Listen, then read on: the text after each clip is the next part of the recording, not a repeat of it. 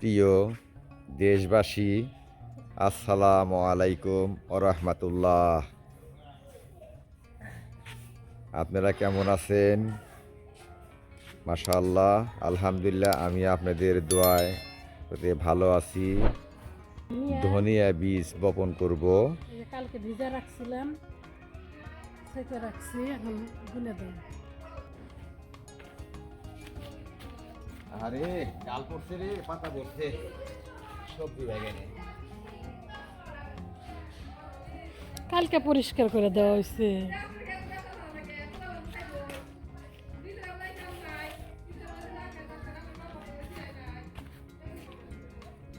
বিসমিল্লাহির রহমানির রহিম। কেটে আইতেছে।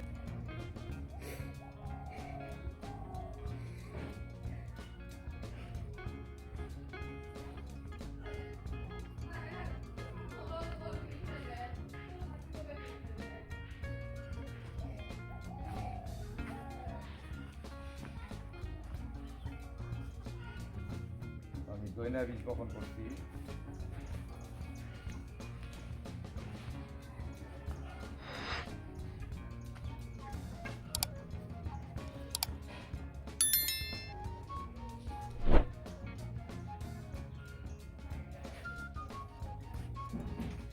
বেগুন গাছগুলা ভালোই লেগে গেছে।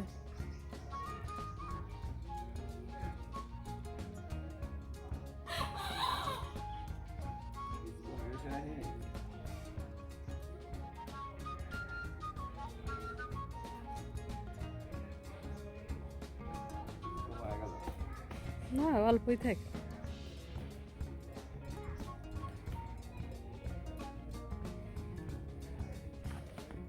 নাও বাড়িটা আর কি করো, বুদ্ধি মূলার বিচি নিয়ে এসো।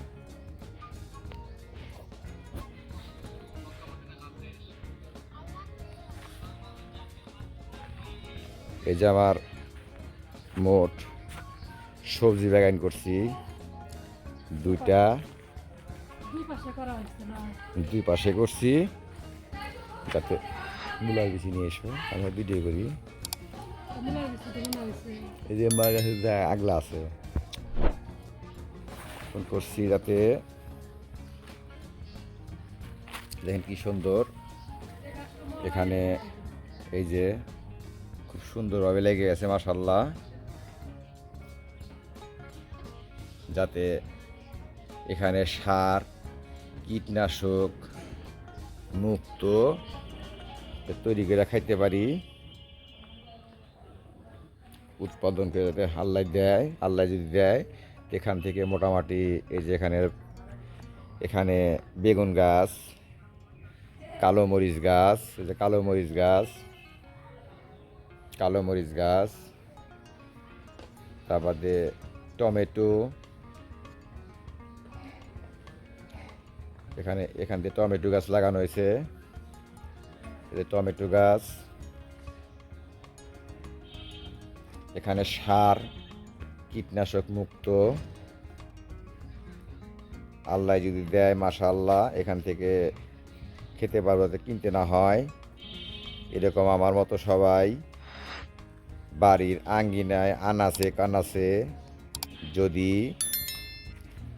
ফাঁকা জায়গা থাকে, সেখানে আপনারা আমার মতো এরকম বাগান করে খেতে পারবেন।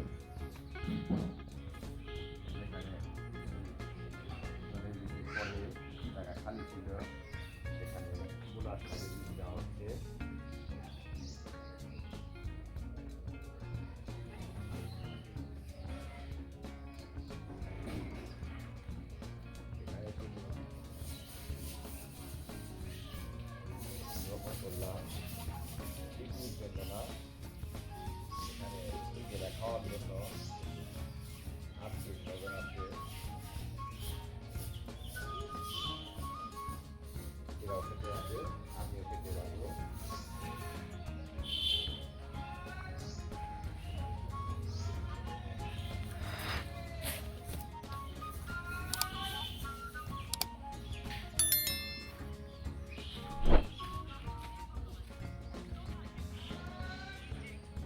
এখন আমি বীজগুলো রেখে দিই, ডাইঙ্গা দিয়ে কাম দিয়ে